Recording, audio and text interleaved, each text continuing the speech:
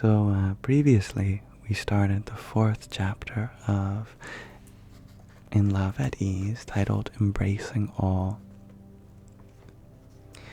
We're talking about the spiritual everyday spirituality with Pramukh Swami Maharaj. This section of the chapter is called Seeing the Invisible, Giving a Voice to the Silenced. The first step towards equality is to see and hear from those for whom one advocates. And Haneke, you share you sleep really late. Yes, it is 5:40 for you in the morning. My goodness. That's okay. If you're happy and healthy, that's all that matters. Swamishri saw the faces of those who were otherwise invisible and heard the voices of those who were otherwise silenced. Swamishri fought oppression and marginalization from his heart. No one was too small or insignificant in his eyes. He was indifferent to hierarchies identified by society. During the Murti Pratishta festival in Bhadra in 2010, Swamishri anxiously prepared for the arrival of a guest who would have otherwise been considered another ordinary attendee for the majority of the sadhus and organizers. Chunilal Chaturvedi stood at about 4 feet and 10 inches and was extremely slim. He was well into his 80s with several health issues, but had a spring in his step that we all envied.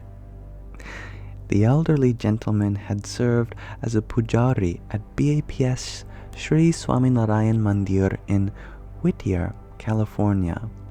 Not sure if I'm pronouncing that right. How is it that I get my Indian place names pronounced much easier than American ones? I guess we use the English language here in a way that often does not reflect the pronunciation. Whereas in other places of the world, it's different.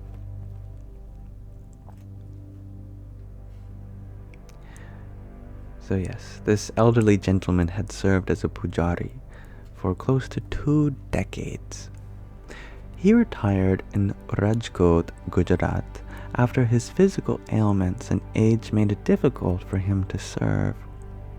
The simple, elderly gentleman, for the most part, faded into memory, except during a recounting of the history of the satsang community in Los Angeles.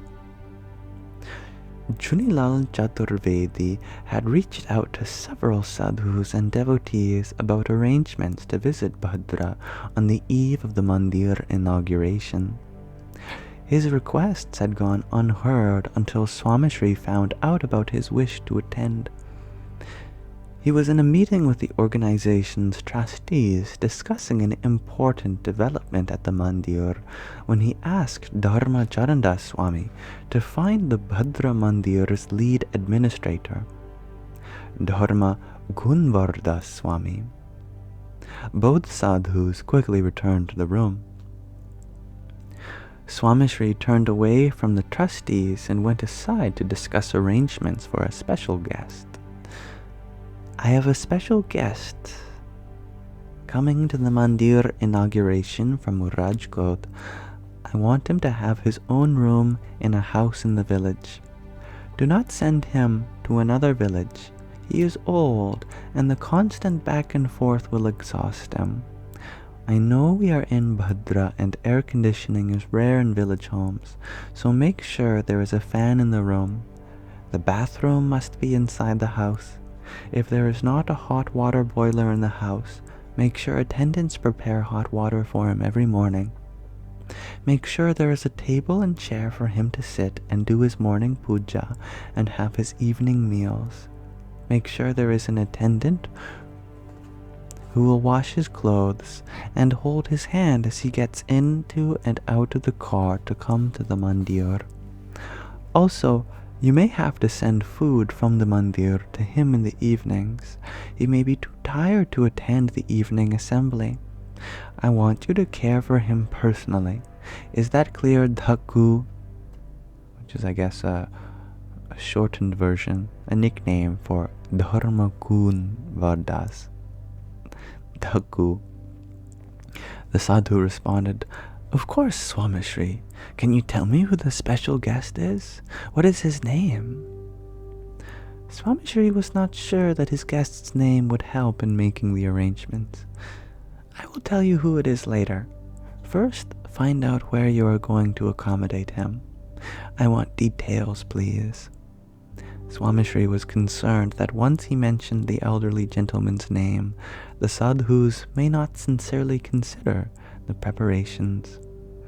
And hello, Anazek. Thank you, Techians, for your 30 roses.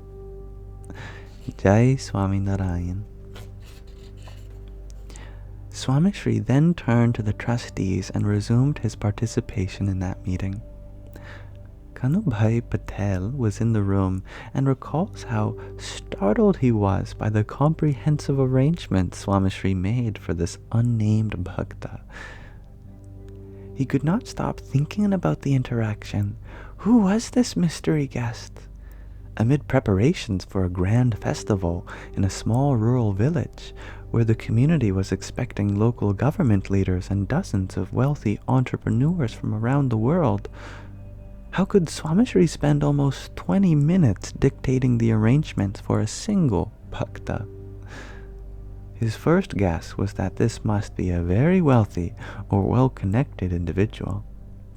Kanubhai could not control his curiosity.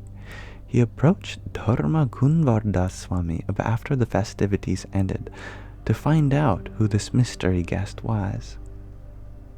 When Dharma Gunvardas Swami shared Junilal Chaturvedi's name, Kanubhai was in disbelief.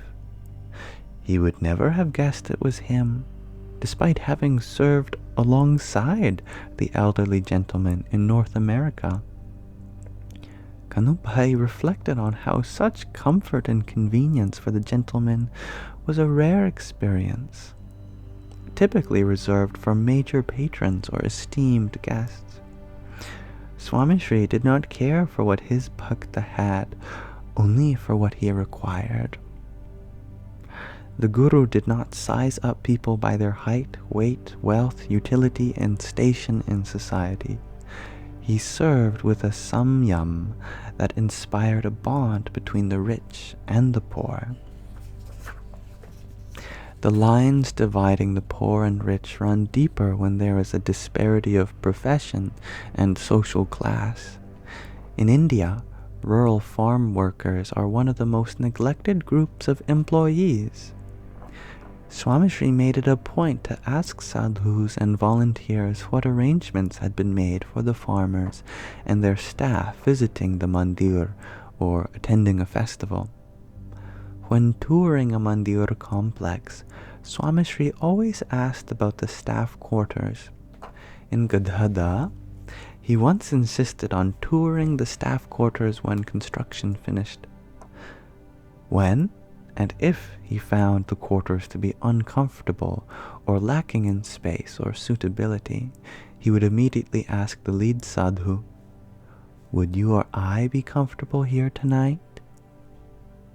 Swamishri saw himself in them, and his approach was a reflection of that.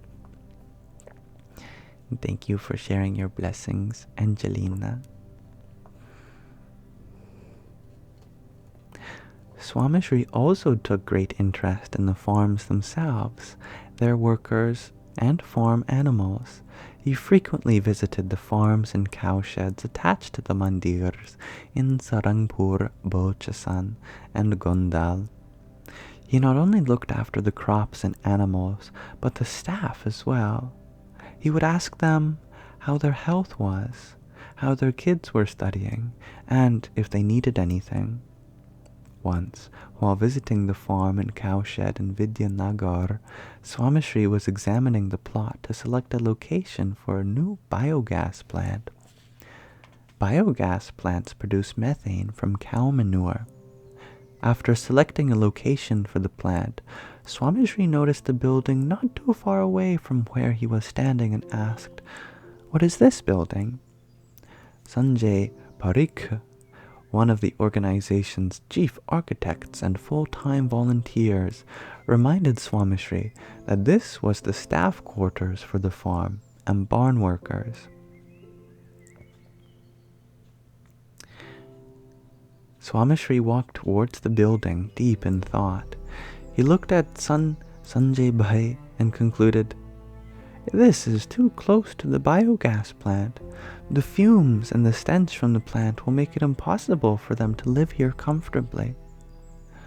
One of the lead sadhus tried to suggest that the workers would make do. Swamishri was not convinced. "How does one get used to this smell? Have you ever experienced the odor from a biogas plant? It is unbearable. Let's think of a plan to either relocate them or relocate the plant." The administrators attempted to convince Swamishri to keep the plans as they were, but Swamishri was not swayed. "Please suggest alternate plans before I leave Vidyanagar." Swamishri followed up on the biogas plant relocation decision with Sanjay Bhai when he met him a few months later in Ahmedabad. Swamishri's connection with rural farmers and employees went beyond caring for their working environment and extended to their personal needs. He supported them. He appreciated and respected that these farmers and workers were responsible for feeding the nation and the world.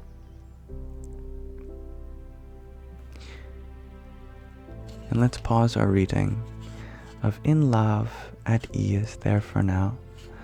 So thank you for listening.